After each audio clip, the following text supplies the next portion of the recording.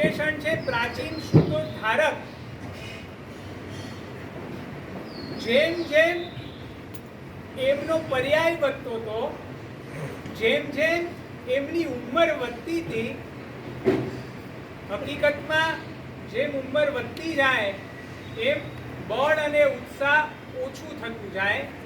અને આ ગુરુદેવ શ્રીને જેમ ઉંમર વધે એમ શાસનની રક્ષાનો, જ્ઞાનની રક્ષાનો, શ્રુતની રક્ષાનો ઉત્સાહ અને ઉલ્લાસ, આપણું મગજ કામ ન કરે.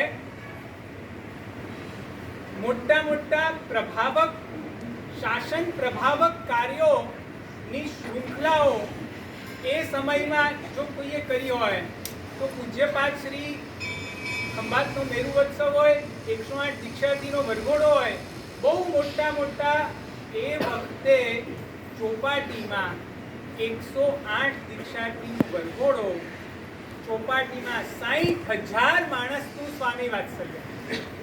આજથી 45 થી 50 વર્ષ પહેલાની વાત કરું છું. પણ ખૂબી એ છે ગમે તેટલા મોટા પ્રભાવક કાર્યો પણ ક્યાંય નેતાઓ, રાજનેતાઓ, પોલિટિશિયન્સો કોઈને આમંત્રણ કે એવું કંઈ આપવાનું નહીં. શાસનની ગરિમા જળવાવી જોઈએ. અને આ જ્ઞાની એવી ગીતાર્થતા ક્યારેય આવા નેતાઓને બોલાવવાના નહીં. અને જ્યારે શાસનનું કામ પડે ત્યારે એ નેતાઓ પાસે પણ એકદમ કળપૂર્વક એક શાસનનું કામ પાર કરાવી દેવાનું.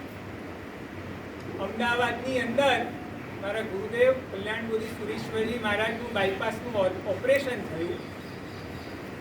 સાહેબ પણ ત્યાં જ.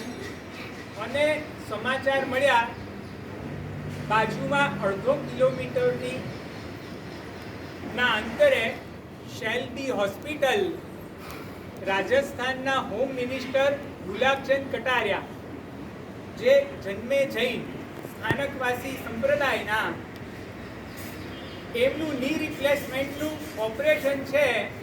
અને એટલે ગુલાબચંદ કટારિયા બાજુની હોસ્પિટલમાં આવ્યા છે. ગુરુદેવ કે ચલો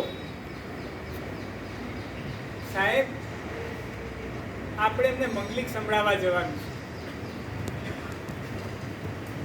સાહેબ પણ આપણે જવાનું છે.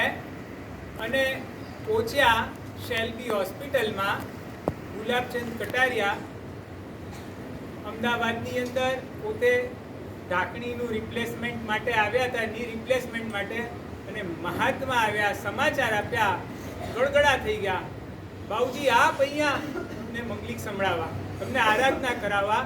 બહુ સરસ મજાની આરાધના કરાવી, મંગલિક સંભળાવ્યું. અને હોમ મિનિસ્ટર